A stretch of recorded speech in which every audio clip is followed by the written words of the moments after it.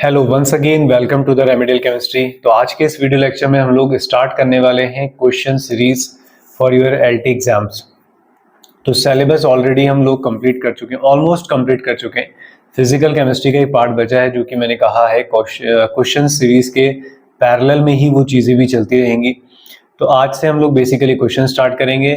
अगर आप लोग चैनल पे नए हैं तो शायद आपको नहीं पता हो कि हम ऑलरेडी यूनिट 1 की सीरीज कंप्लीट कर चुके हैं। तो क्वेश्चंस उसके बना दिए हैं।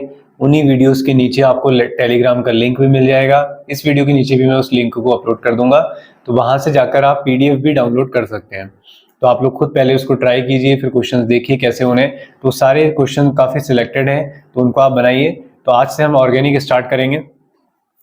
ऑर्गेनिक में मैंने चैप्टर वाइज नहीं बनाया है क्योंकि यहाँ पे क्वेश्चंस क्या होते हैं, मिक्स होते हैं, तो हमें प्रैक्टिस भी मिक्स करनी है। तो चलिए आज से स्टार्ट करते हैं हम लोग ऑर्गेनिक के मिक्स क्वेश्चन की सीरीज। तो फर्स्ट क्वेश्चन आप लोगों को स्क्रीन पे नजर आ रहा होगा। तो पहले कोशिश करें, आप वीडियो को पॉज करें, थोड़ा दिमाग लगाएं और उसे समझने की कोशिश करें कि क्या क्या है, आंसर करने की ट्राई करें। तो फर्स्ट क्वेश्चन है आपका, विच one of the following can not be explained bye hyper conjugation. तो मैं आपको थोड़ा थोड़ा याद भी दिलाते रहूंगा कि हाइपर कॉन्जुगेशन क्या होता था। तो हाइपर कॉन्जुगेशन का मीनिंग था बेसिकली, तो हाइपर कॉन्जुगेशन को हम बाकर एंड नाथन इफेक्ट भी बोलते थे। ठीक है, तो जो हाइपर कॉन्जुगेशन है हमारे पास, उसमें अगर हम बात करें तो क्या प्रेजेंट होना चाहिए, alpha hydrogen should be present. ठीक है, क्या कंडीशन हुआ करती थी हाइपर कॉन्जुगेशन की, alpha hydrogen should be present.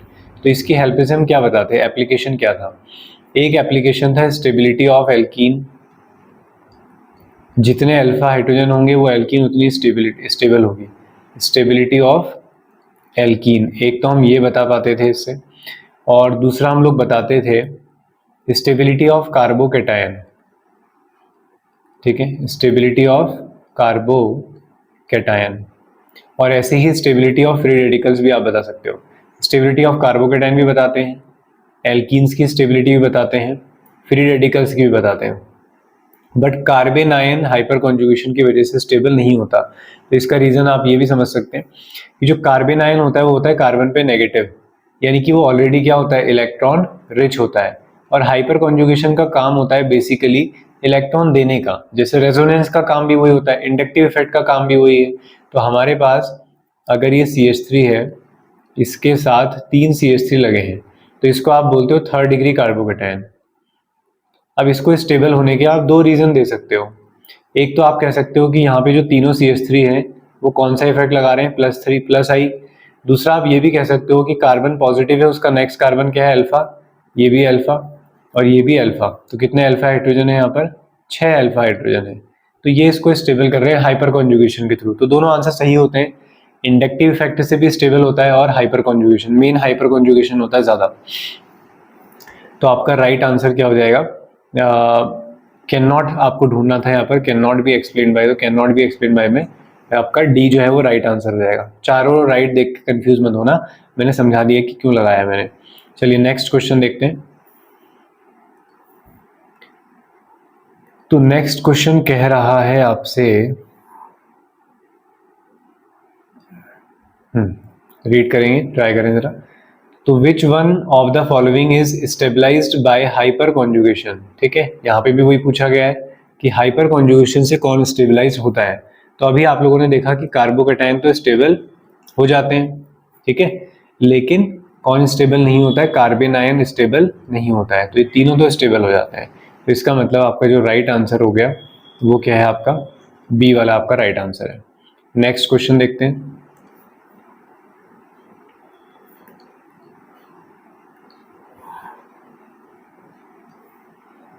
तो नेक्स्ट क्वेश्चन है हमारे पास, तो इसमें आपको देखना है मोस्ट एसिडिक। ठीक है, क्या देखना है इसमें आपको, एसिडिक ढूंढना है इसमें आपको कि सबसे ज्यादा एसिडिक कौन है, ये ढूंढो इसमें। ठीक है, तो होता क्या है बेसिकली, जो आपका एसिडिक कैरेक्टर होता है, जो आपका एसिडिक कैरेक्टर होता है वो डिपेंड करता है इलेक्ट्रॉन विड्रॉइंग ग्रुप, इलेक्ट्रॉन खींचने वाले ग्रुप। जैसे वहां पर लगा हो NO2 सबसे भयंकर विड्रॉइंग ग्रुप, फिर ऐसे ही लगे हो हेलोजेंस वगैरह, तो ये सब इलेक्ट्रॉन खींचने का काम करते हैं। तो देखो इन ऑप्शंस में, पहले वाले में देखो, दूसरे में देखो, तो क्या क्या नजर आता है आपको। यहाँ पर तो क्या लगा है, ऑक्सीजन लगा है, ऑक्सीजन पे होते हैं लोन पेयर, तो ये तो इलेक्ट्रॉन देता है लोन पेयर के थ्रू। ये है NO2, बहुत खतरनाक इलेक्ट्रॉन खींचता है। CH3 भी प्लस आई के थ्रू इलेक्ट्रॉन देता है, हेलोजन भी खींचते हैं, लेकिन सबसे ज्यादा कौन है, AB वाला। ठीक है, तो मोस्ट एसिडिक वही होगा जिसमें सबसे ज्यादा विड्रॉइंग ग्रुप लगे होंगे। एसिडिक बेसिक से सवाल आने की बहुत प्रोबेबिलिटी है। चलो नेक्स्ट, इसलिए मैंने पहले स्टार्टिंग में बोल दिया क्वेश्चन बहुत ज्यादा सिलेक्टेड हैं, ठीक है, इंपॉर्टेंट हैं, बहुत क्वेश्चंस आपको पेपर में मिल ही जाएंगे, मुझे पूरी उम्मीद है। फिर क्या है, hyper conjugation involve the overlap of following orbital. तो होता क्या है, देखो सबसे पहले होता है हमारे पास कौन सा इफेक्ट, इंडक्टिव इफेक्ट। ठीक है, सबसे पहला इफेक्ट कौन सा होता है, इंडक्टिव इफेक्ट होता है। तो इंडक्टिव इफेक्ट में क्या होता है कि इंडक्टिव इफेक्ट में हमारे पास एक सेकेंड कहाँ गए, तो इंडक्टिव इफेक्ट में होता है डिस्प्लेसमेंट ऑफ सिग्मा इलेक्ट्रॉन। किसका डिस्प्लेसमेंट होता है, सिग्मा इलेक्ट्रॉन का। और जबकि हमारे पास जो हाइपर कॉन्जुगेशन होता है, कौन होता है, हाइपर कॉन्जुगेशन। तो हाइपर कॉन्जुगेशन में क्या होता है, सिग्मा और पाई इन्वॉल्व होते हैं। तीसरा होता है रेजोनेंस, रेजोनेंस में इन्वॉल्व होते हैं पाई। तो ये तीनों चीजें आपने ध्यान रखनी है। तो क्या आंसर हो जाएगा, sigma and pi involvement. Next, तो नेक्स्ट क्या कह रहा है, देखो तो नेक्स्ट में कहा जा रहा है आपसे, विच one of the following carbocation is most stable. सबसे ज्यादा स्टेबल कार्बोकेटाइन कौन सा होगा। तो होता क्या है, देखो यहाँ पर कार्बन है, इसके साथ तीन तीन बेंजीन लगे हैं जो कि इसे स्टेबल बना रहे होंगे, और ये तो थर्ड डिग्री कार्बोकेटाइन, ये भी स्टेबल है। और डबल बॉन्ड के नेक्स्ट में भी कार्बोकेटाइन क्या होता है, स्टेबल। सारे ही स्टेबल कार्बोकेटाइन तो है, लेकिन सबसे ज्यादा कौन है, बहुत ही स्पेशल कार्बोकेटाइन होता है कि कार्बन के साथ यहाँ पे क्या होती है, एक साइक्लोप्रोपेन रिंग लगी होती है। उसका कॉन्सेप्ट तो यहाँ नहीं बता सकता मैं तुम्हें, ठीक है, बड़ी स्पेशल बॉन्डिंग होती है इसमें, जिस वजह से ये इसको क्या कर रहे होते हैं, स्टेबल कर रहे होते हैं। ठीक है, इस तरीके से साइक्लोप्रोपाइल रिंग होती है, साइक्लोप्रोपाइल कार्बोकेटाइन कहा जाता है इन्हें। तो सबसे स्टेबल होता है, एक ही कार्बोकेटाइन स्टेबल होता है, एक ट्रोपोलियम कार्बोकेटाइन, आगे क्वेश्चन मिलेगा उसका, तो ये याद कर लो। नेक्स्ट क्वेश्चन कह रहा है, iodoform reaction is confirmatory test for compound having. तो आइडोफॉर्म के लिए क्या कंडीशन सिखाई है मैंने कहा है कि आइडोफॉर्म वही लोग देते हैं जिनके पास क्या हो, COCH3, जो ऐसा ग्रुप कंटेन करते हैं, या फिर इसी के जैसा एल्कोहल, डबल बॉन्ड को तोड़ो, एक एक H लगा दो दोनों में, तो ये आपका एल्कोहल। ऐसे एल्कोहल और ऐसे कंपाउंड्स क्या देते हैं, आइडोफॉर्म टेस्ट देते हैं। तो किसमें है ऐसा, पहले ऑप्शन में। क्लियर हुआ। आइडोफॉर्म टेस्ट में बनता क्या है, आइडोफॉर्म बनता है, आइडोफॉर्म क्या होता है, CHI3, कैसे कलर का होता है, याद कर लो, yellow PPT with antiseptic smell. जैसे मेडिसिनल शॉप में जाते हो, ये बीटाडीन वगैरह कभी आप यूज करा होगा आप लोगों ने कभी ना कभी, तो जैसे स्मेल आती है उसको बोलते हैं एंटीसेप्टिक स्मेल। ओके, नेक्स्ट है, तो नेक्स्ट क्या कह रहा है, the correct order of carbon hydrogen bond length in.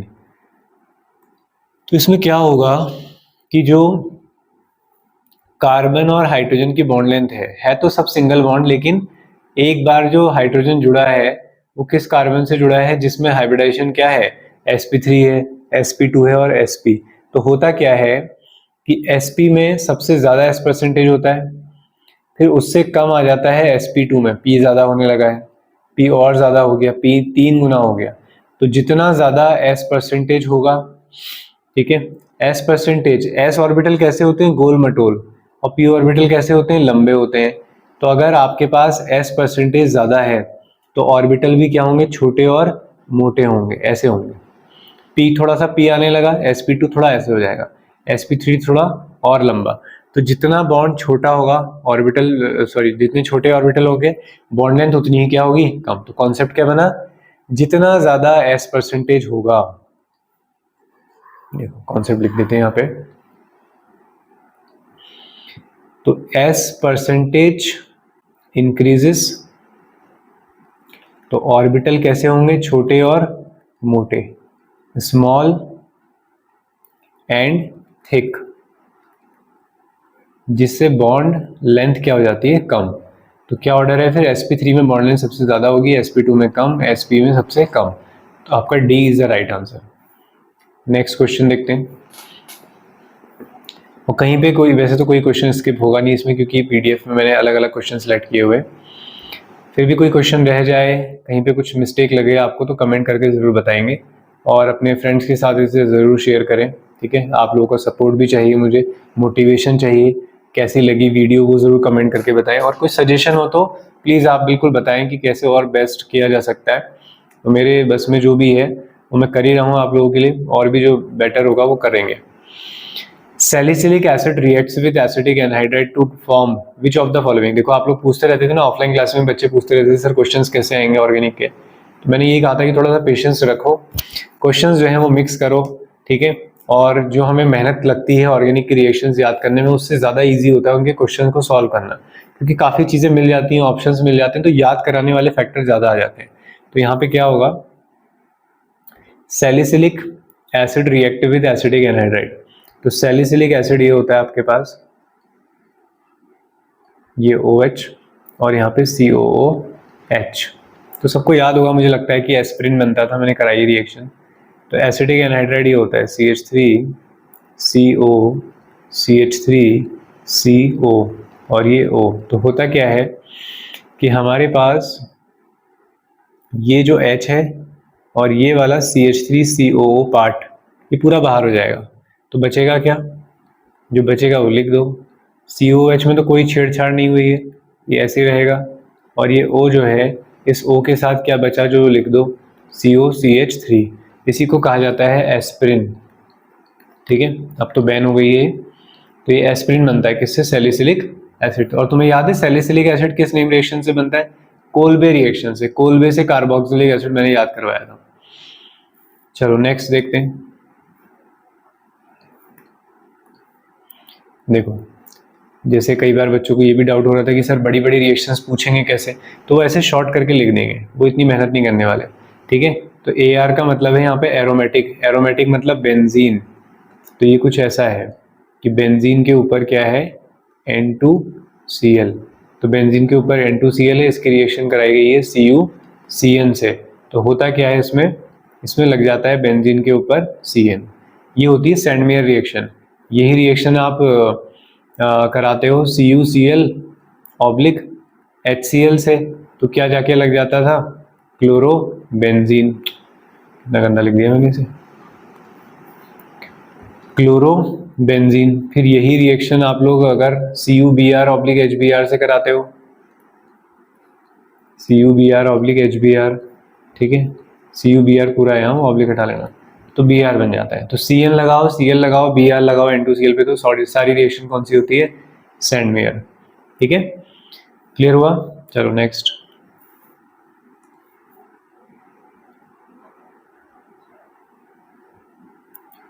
Okay, तो नेक्स्ट क्वेश्चन है हमारा ये। तो क्या कह रहा है ये, तो ये कह रहा है sir which of the following reagent undergoes Reimer Tiemann reaction. तो देखो इस तरीके से पूछे जाएंगे यार रिएक्शंस, ठीक है, पूछ लेते हैं। तो रायमर-टैमन रिएक्शन, तो रायमर-टैमन रिएक्शन में क्या होता है, रायमर-टैमन रिएक्शन कौन देता है, फिनॉल देता है। ठीक है, बना के भी दिखा देता हूँ मैं। फिनॉल की रिएक्शन कराते हैं CHCl3 प्लस KOH। तुम सही से ऑर्गेनिक को एक बार करोगे ना, तो तुम्हें क्वेश्चंस क्या थे, रिपीट थे, बहुत चैप्टर्स में रिएक्शन बार बार यूज हो रही थी। तो ये OH और ऑर्थो पोजीशन पे क्या आ जाता है, CHO। ठीक है, इसे बोलते थे सैलिसिल्डिहाइड। ये है सिनेमल्डिहाइड, बेंजोइक एसिड, और ये है टॉल्विन। ठीक है, तो राइट आंसर है आपका B। फिर नेक्स्ट, ये क्या कह रहा है देखो, इसमें हमारे पास in which one of the following compounds the carbon Cl bond dissociation energy will be least. ये क्या कह रहा है कि कार्बन और Cl की बॉन्ड डिसोसिएशन एनर्जी जो है वो बहुत कम है। मतलब कार्बन और Cl का बॉन्ड कैसा होना चाहिए, वीक होना चाहिए, या आप कह सकते हो बॉन्ड लेंथ क्या होनी चाहिए, ज़्यादा होनी चाहिए, या Cl जाने के बाद वो अच्छा बन जाता हो। देखो अगर मैं इसमें से Cl हटाता हूँ तो बेंजीन के ऊपर पॉजिटिव आएगा जो कि अनस्टेबल है। अगर मैं यहाँ से Cl हटा देता हूँ तो कार्बन पे पॉजिटिव आएगा, 3rd डिग्री कार्बोकेटाइन बन रहा है, तो मुझे लगता है ये तो अच्छा है, स्टेबल है। सेकंड वाले में, थर्ड वाले में चेक करते हैं, अगर यहाँ से Cl चला जाता है तो इस पे पॉजिटिव आएगा, डबल बॉन्ड का नेक्स्ट भी पॉजिटिव स्टेबल ही होता है। यहाँ पर भी क्या बनेगा, अनस्टेबल। तो सी और बी में फाइट है, तो 3rd डिग्री ज्यादा होता है, इवन बेंजीन वाले से भी ज्यादा होता है 3rd डिग्री कार्बोकेटाइन, ठीक है। तो इसलिए ये वाला आपका स्टेबल बन रहा है, तो कार्बन जल्दी से Cl को छोड़ सकता है, बॉन्ड वीक है।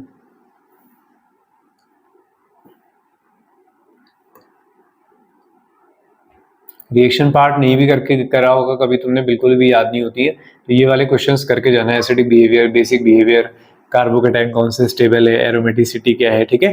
तो थोड़ा सा सिलेक्टिव होके जाओ, ज्यादा कवर करने के चक्कर में भी मत रहना। Arrange the following compounds in order of their decreasing carbon oxygen double bond stretching frequency, ठीक है। ये थोड़ा सा अच्छा क्वेश्चन है, देखेंगे।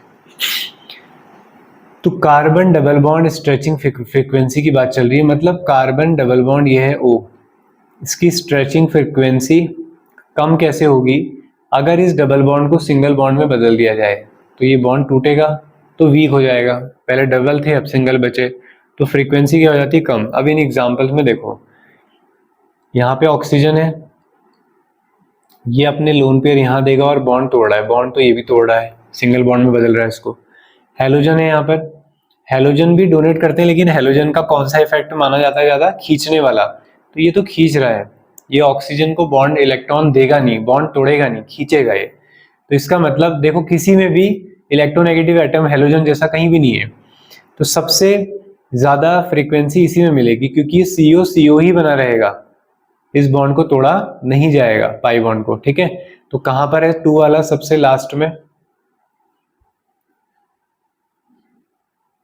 सॉरी सबसे फर्स्ट में कहां पर है 2, देखो 2 ऑप्शंस में 2 और 2। अब 4 वाले को कंपैरिजन कर लेते हैं, ठीक है। 1 1 भी सेम है यहाँ पर, 3 और 4, 4 और 3 में कंपटीशन है, तो 3 और 4 को अगर हम देखते हैं तो यहाँ पे डोनेट करने वाला नाइट्रोजन है, जिससे बॉन्ड टूट जाएगा, लेकिन यहाँ पे भी कोई डोनेट करने वाला नहीं है। समझ में आई बात। तो कौन सबसे कम कौन हो गया फिर इसमें, ठीक है। सबसे कम में कौन आ जाएगा, सबसे कम में आएगा आपका डी वाला, क्योंकि ऑक्सीजन से भी ज्यादा अच्छा डोनर कौन है, नाइट्रोजन। दोबारा सुनेंगे, कार्बोनिल स्ट्रेचिंग फ्रीक्वेंसी में तुम्हें कोशिश करनी है कि C डबल बॉन्ड O जिंदा रहे, तो सेकंड वाले में Cl तो खींचेगा इलेक्ट्रॉन, तो वो C डबल बॉन्ड O को तोड़ेगा नहीं, टूटता कैसे, अगर ये Cl अपने इलेक्ट्रॉन इसको दे देता, तो नहीं दे रहा है, तो हमें ये क्लियर हुआ कि 2 सबसे आगे आएगा। फिर हमने कहा यार B और D ऑप्शन लग रहे हैं, अब मैंने कहा 4 और फर्स्ट में कंपैरिजन कर लेते हैं, चलो 4 3 फर्स्ट में, ठीक है। तो सबसे ज्यादा वाला ढूंढते, सबसे कम वाला ढूंढते हैं। यहाँ पे तो कोई डोनेटिंग है नहीं, इन दोनों में है डोनेटिंग, इसमें ऑक्सीजन डोनेट कर रहा है और इसमें नाइट्रोजन डोनेट कर रहा है। नाइट्रोजन कम इलेक्ट्रोनेगेटिव होता है, इसलिए वो अच्छा डोनर होता है, तो इसलिए ये खराब कर देगा काम को, ये डबल बॉन्ड को तोड़ देगा, तो फिर आपका सबसे लास्ट में ये आएगा, तो आंसर हो गया ये। तो नेक्स्ट क्वेश्चन है, अनदर नेम ऑफ बॉन्डलेस रेजोनेंस, किसको बोलते हैं, नो बॉन्ड रेजोनेंस या बॉन्डलेस रेजोनेंस, वो कहते हैं हम हाइपर कॉन्जुगेशन को, ठीक है। किसे बोलते हैं, हाइपर कॉन्जुगेशन।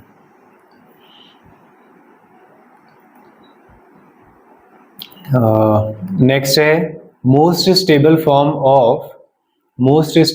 ऑफ साइक्लोहेक्सेन, तो साइक्लोहेक्सेन की कौन सी फॉर्म ज्यादा स्टेबल होती है, वो होती है चेयर फॉर्म, ठीक है।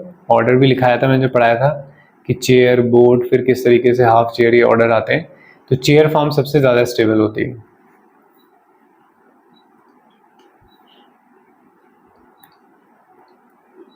रिएक्शन नहीं भी करोगे, जीओसी तो पढ़ के जाना, अगर छोड़ा है तो बिल्कुल, ठीक है। विच of the following acid is the weakest, देखो अभी मैंने थोड़ी देर पहले बताया था कि एसिडिक कैरेक्टर बढ़ता है विड्रॉइंग ग्रुप से, ठीक है। जितने ज्यादा इलेक्ट्रॉन खींचने वाले ग्रुप हैं वो उतना अच्छा एसिडिक होगा। तो इसने पूछा है वीकेस्ट, सबसे खराब कौन है, तो देखो यहाँ तो बहुत Cl लगे हैं, यहाँ 2 Cl है, यहाँ 1 Cl, यहाँ एक भी नहीं है, तो पहला वाला जो है आपका लीस्ट क्या होगा, एसिडिक होगा।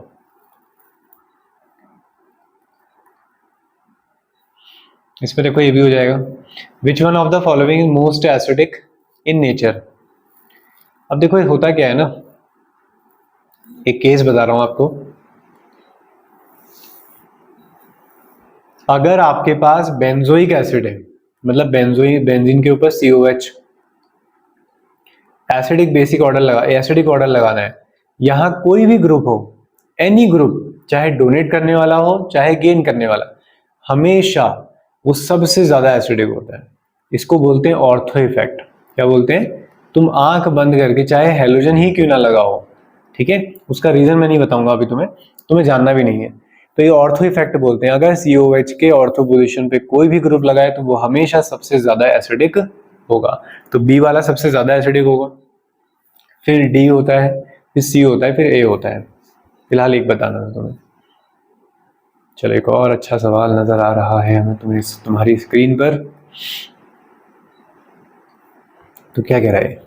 ये कह रहा है arrange the following compounds in aqueous solution. Aqueous solution समझ रहे हो तुम लोग? एक्वस सॉल्यूशन कहा गया है यहाँ पे, aqueous solution in decreasing order of their basicity. तो इसका तो कॉन्सेप्ट मुझे तुम्हें एक बार याद दिलाना पड़ेगा, ये तो बड़ा इंपॉर्टेंट है, ठीक है।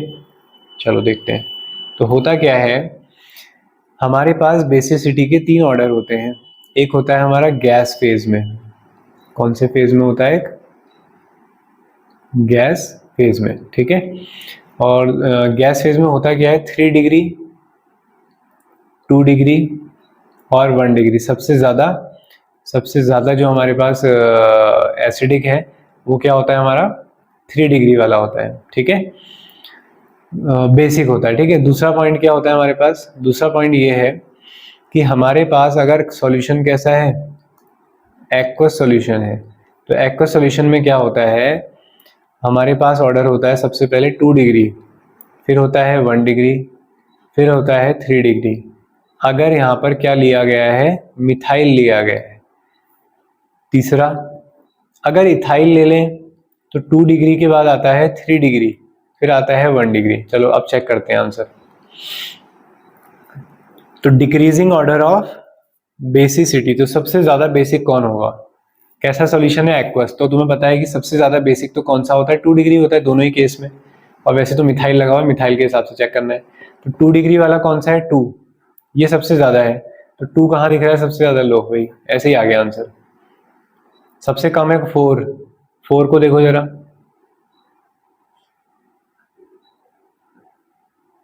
ठीक है। 4 वाला क्या है देखो आपका, 3 डिग्री है, दिख रहा है यहाँ पे आपको, ये देखो 3 डिग्री है ना, सबसे कम। तो बस ऐसे ही आंसर आ जाएगा, ये याद कर लेना भाई, रट लो इसको। अगर गैस फेज है तो 3 डिग्री, 2 डिग्री, 1 डिग्री। अगर आपका एक्वस सॉल्यूशन है तो 2 डिग्री आगे रहेगा, चाहे मिथाइल हो या इथाइल हो। अगर मिथाइल है तो 2 के बाद क्या आएगा, 1 डिग्री। अगर इथाइल होता तो यहाँ पे 2 के बाद क्या आता, 3 डिग्री आता, ठीक। नेक्स्ट, चलो बेंजीन वाला भी आ गया, मैं सोच ही रहा था इसको बता दूं तुम्हें, ये खुद ही आ गया। खुद तो नहीं आया है, मैंने ही बनाया है इसे, ठीक है। ओके देखते हैं। तो होता क्या है कि जो हमारे पास बेंजीन होता है और बेंजीन के साथ अगर NH2 लगाया है तो ये भी एमाइन ही, लेकिन होता क्या है, ये लोन पेयर जो है ये बिजी हो जाते हैं बेंजीन में। होना क्या चाहिए था, इन लोन पेयर को डोनेट करना था, तभी तो ये बेस है, लुईस बेस होते हैं ना एमाइंस। तो इसलिए एनिलीन जो होता है वो कम बेसिक होता है। तो अगर नाइट्रोजन के लोन पेयर कहीं चले जाए तो फिर गड़बड़ हो जाती है। पहले वाले में देखो, विच इंक्रीजिंग ऑर्डर ऑफ बेसिसिटी, सबसे ज्यादा बेसिक सबसे लास्ट में आएगा, इंक्रीजिंग ऑर्डर लगाना है, ये भी ध्यान रखना। तो सबसे ज्यादा बेसिक कौन है इसमें? देखो यहाँ तो बेंजीन आ गया, तो लोन पेयर बेंजीन में चले गए, कम हो गया। फर्स्ट वाले को देखो 2 डिग्री है, ठीक है, तो फर्स्ट वाला जो 1 है वो सबसे लास्ट में आना चाहिए। तो 2 ऑप्शंस में 1 लास्ट में दिख रहा है हमें। फिर उससे पहले 4 आएगा या 2, ये देख लेते हैं। 4 और 2 में कंपैरिजन करो। तो यहाँ पे इसको देखो, CONH2 को बनाऊं अगर मैं, तो CONH2 कुछ ऐसा है ये। तो ये जो नाइट्रोजन की लोन पेयर है वो कहाँ चले गए, कॉन्जुगेशन में बिजी हो गए, नहीं है डोनेशन के लिए अवेलेबल, ठीक है। तो सबसे पहले कौन आएगा, सबसे ज्यादा है फर्स्ट, ठीक है, फर्स्ट से थोड़ा कम है 2, अब 3 और 4 में बेंजीन वाला ज़्यादा खतरनाक होता है। ठीक है, तो 1 2 फिर उसके बाद 3 और उसके बाद 4। ठीक है, तो ये ऑर्डर आपका रहेगा। नेक्स्ट,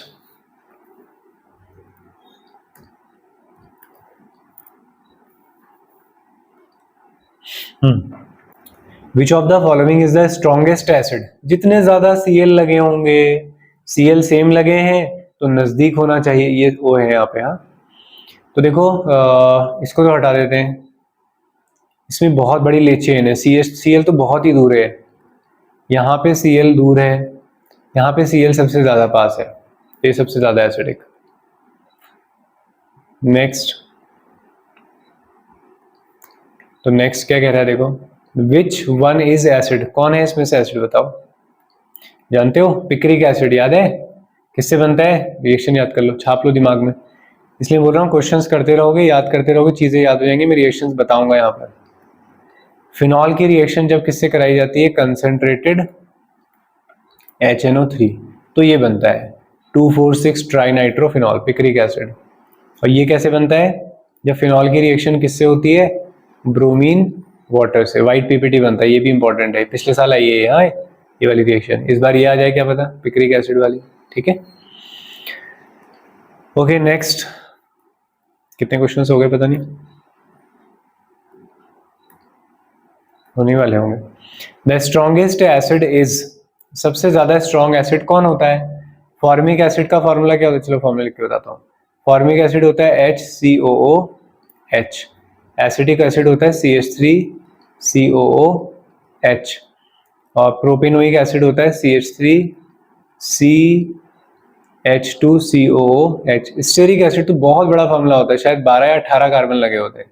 ठीक है, तो हमने कहा ना एसिड क्या होते हैं जिसमें विड्रॉइंग ग्रुप हो, डोनेटिंग ग्रुप नहीं हो, तो सब, अब देखो खींचने वाला तो कोई भी नहीं है, लेकिन देने वाले भी तो है ना, देने वाले खराब करते हैं काम, तो सबसे ठीक ठाक कौन है, फॉर्मिक एसिड, इसमें जिसमें कोई भी डोनेट करने वाला ग्रुप नहीं है।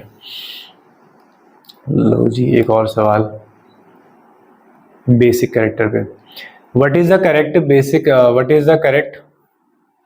Basicity of this. अगर आपको कोई नहीं कह रहा है कि एक्वस है या फिर गैस फेज है, तो कुछ नहीं करना है, आपने 3 डिग्री 2 डिग्री 1 डिग्री के हिसाब से जाना है। तो देखकर बताओ मुझे, देखो पहला वाला तो क्या है, C2H5NH2 1 डिग्री है, पहला कहाँ गया,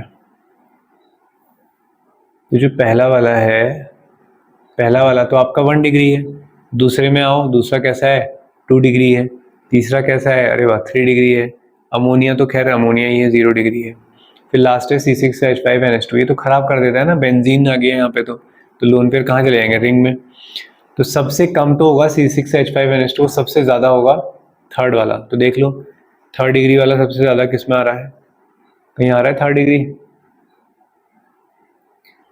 क्या बात कर रहे हो, नहीं है क्या कहीं, एक्वा सोल्यूशन तो नहीं कहा है ना,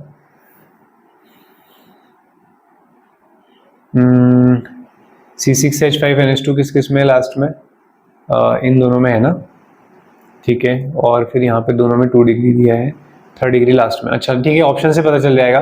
3 डिग्री देखो इन्होंने बाद में दिया है, 2 डिग्री को आगे दिया है ना, 2 डिग्री आगे है, इसका मतलब कि कौन सा मीडियम बात करना चाह रहे हैं, एक्वा सोल्यूशन, तो एक्वा सोल्यूशन में ठीक है 2 डिग्री आगे होता है, इथाइल लगे है ना, तो मैंने क्या सिखाया था, 2 डिग्री अगर इथाइल है तो फिर क्या आता है, 3rd डिग्री आता है, फिर क्या आता है 1 डिग्री आता है, तो ये वाला आ गया, ठीक है, 2 के बाद 3rd, तो option A is right answer. तो क्वेश्चन के ऑप्शन से ही पता चलता है क्या लगाना है, 3rd है ही नहीं तो जबरदस्ती लगा दोगे आगे।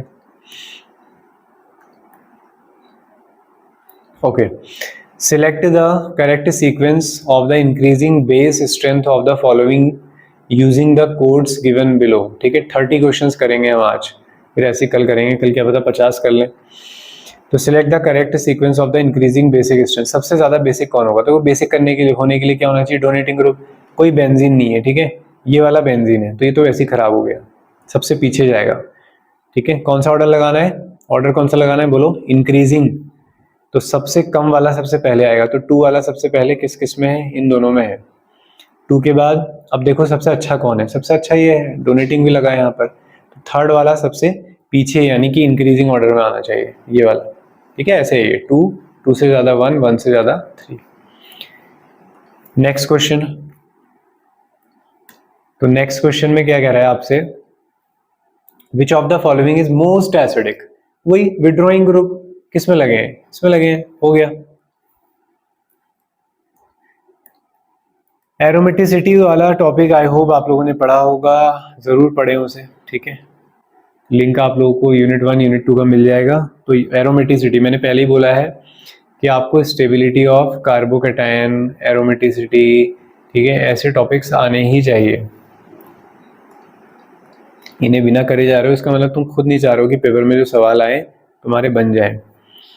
तो एरोमेटिसिटी के लिए होता क्या है, अब क्या बताऊं मैं तुम्हें, ज़्यादा यहाँ पे पूरे रूल बताने पड़ेंगे। चलो इलेक्ट्रॉन चेक करते हैं, ठीक है। उन्हें कैसे इलेक्ट्रॉन चाहिए, 4n+2 पाई इलेक्ट्रॉन, मतलब 2 पाई इलेक्ट्रॉन हो, ठीक है, या फिर सीधे 6 हो, 4 का गैप होना चाहिए, 10 पाई इलेक्ट्रॉन या फिर 14 पाई इलेक्ट्रॉन। तो पहले वाले में चेक करो, ये हो गया 2 पाई इलेक्ट्रॉन, नेगेटिव चार्ज भी रेजोनेंस में, तो 2 पाई इलेक्ट्रॉन ये भी होते हैं।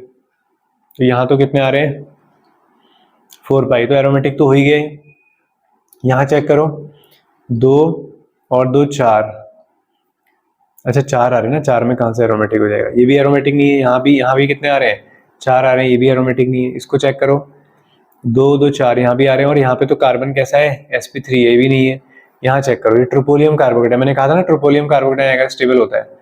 तो देखो 2 2 4 2 6, तो 6 पाई इलेक्ट्रॉन आ रहे हैं, और यहाँ पे पॉजिटिव भी लगा है, यानी कि कॉन्जुगेशन भी पूरा है। अगर पॉजिटिव नहीं लगा होता, खाली न्यूट्रल होता यहाँ पर, तो भी नहीं होता। तो ट्रोपोलियम कार्बोकेटाइन, ठीक है, टॉपिक जरूर देखना वाला डिटेल में। नेक्स्ट, तो नेक्स्ट हमारे पास है स्टेबल कार्बोकेटाइन, ठीक है। ऊपर 2 बेंजीन लगे, नीचे 3 ये लगे हैं, ठीक है। तो क्या होगा फिर इसका आंसर, एक सेकेंड,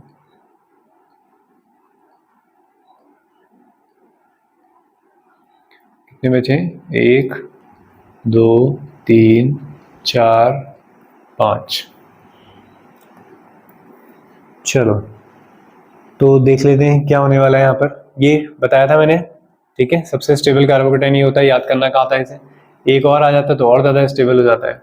इसके बाद सेकंड नंबर पे ये स्टेबल होता है। नेक्स्ट देखो,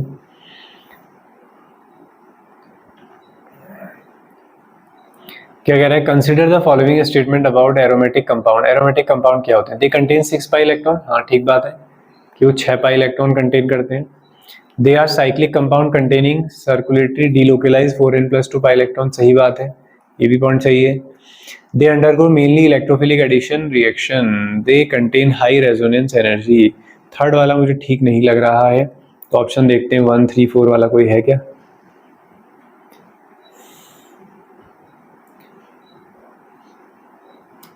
1 3 4 वाला तो कोई भी नहीं है, 1 2 3 वाला है, 27 का बी, ओनली 2 3 एंड 4, 2 3 एंड 4, पहला वाला क्या है फिर, चेक कर लें जरा।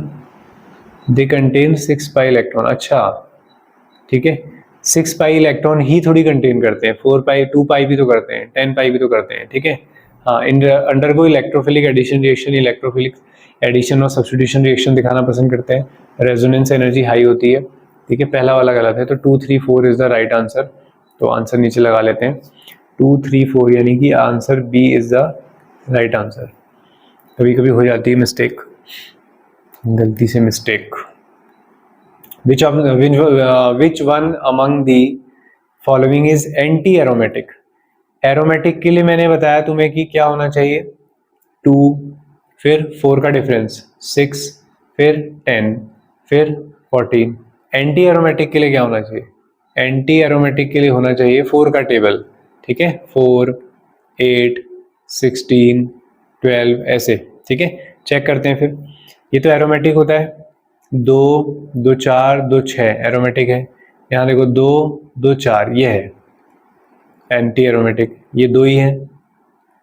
यहाँ पे 2 2 4 और ये 2 आ जाएंगे 6, तो कौन सा वाला हो गया, बी आपका एंटी एरोमेटिक हो गया। Last, which one of the following is non aromatic, मतलब एंटी भी ना हो एरोमेटिक भी ना हो। तो ये तो क्या है, 2 पाई इलेक्ट्रॉन है, तो ये तो आपका कैसा है, एरोमेटिक है। 2 2 4 और 2 6 6 पाई, ये भी कैसा है, एरोमेटिक है। यहाँ पे देखो ये गड़बड़ है, कार्बन के साथ एक Cl लगा है और एक H, 4 के 4 सिंगल बॉन्ड है, मतलब हाइब्रिडेशन कैसा हो गया, sp3। अगर sp3 हाइब्रिडेशन हो गया तो वो कंपाउंड कैसा हो जाता है फिर, नॉन एरोमेटिक। ये भी एरोमेटिक है, देखो 2 2 4 2 6, ठीक है। एलिमिनेट भी कर सकते हो अगर नहीं भी मिलता तो तुम्हें। लास्ट क्वेश्चन है शायद ये, pyrrole does not show basic properties. जैसे हेट्रोसाइक्लिक से बच्चे बड़े परेशान थे कि सर हेट्रोसाइक्लिक है या इनसे कैसे क्वेश्चंस आएंगे। तो देखो pyrrole does not show basic property. Pyrrole याद है तुम्हें क्या होता है, देखो मैं बना के दिखाता हूँ। पायरोल होता है आपका ये, अरे यार एक और घूम गया इसमें,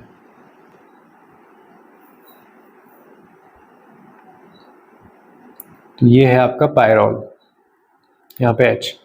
ये क्या कह रहा है कि pyrrole does not show basic property. Basic property दिखाने के लिए क्या करना चाहिए था, इसे अपने लोन पेयर किसी को डोनेट करनी चाहिए थी, लेकिन है क्या, इसके लोन पेयर तो रेजोनेंस में बिजी है। इसके लोन पेयर तो रेजोनेंस में, कहाँ चल रही है ये पेन, इसके लोन पेयर जो है ना बच्चों रेजोनेंस में बिजी होते हैं, जिस वजह से ये जो है अपनी एरोमेटिसिटी में उन लोन पेयर को यूज कर रहा होता है, ठीक है, यहीं घूम जाएंगे वो। तो अगर नाइट्रोजन लोन पेयर जो है वो रेजोनेंस में चले गए तो फिर डोनर एबिलिटी तो कम हो जाएगी, तो lone pair on nitrogen is delocalised, उसके पास रहते ही नहीं है, ठीक है। तो ये यहाँ पर आप लोगों का लेक्चर कंप्लीट हो गया है। तो सारे क्वेश्चंस आप लोग अच्छे से बना लें, कहीं पे डाउट है तो कमेंट करके बताएं, और नेक्स्ट वीडियो पे आप लोगों को कल मिल जाएगा। और कल से ही आप लोगों को जो है फिजिकल केमिस्ट्री के भी लेक्चर्स मिलते रहेंगे। और एक स्ट्रैटेजी भी बच्चे बोल ही रहे थे कि सर बताइए कैसे क्या करना है सिलेक्टेड करके, तो कल बताता हूँ वो भी मैं आप लोगों को। थोड़ा मैंने आइडिया दे ही दिया है कि सिलेक्टिव हो जाओ, ज़्यादा चीज़ें कवर करने की मत सोचो। तुम्हें पेपर में सवाल ऐसे मिलेंगे जो तुम्हें पता होगा कि यार ये सुने हैं हमने, हमें पता है कि यार ये आ सकते थे, लेकिन हम ही उनकी प्रिपरेशन सही से करके नहीं आए हैं। तो एक्स्ट्रा वाले जो बहुत सारे टॉपिक हैं जो तुमने कभी नहीं पढ़े, ये जो बहुत ज़्यादा ग्रेजुएशन से रिलेटेड है, उनको मत पढ़ो, बहुत सिलेक्टेड चीज़ें करके जाओ, ठीक है। तो चलो मिलते हैं नेक्स्ट वीडियो में। Thank you very much for watching the video and happy learning. और शेयर करना, कमेंट करना, लाइक करना ना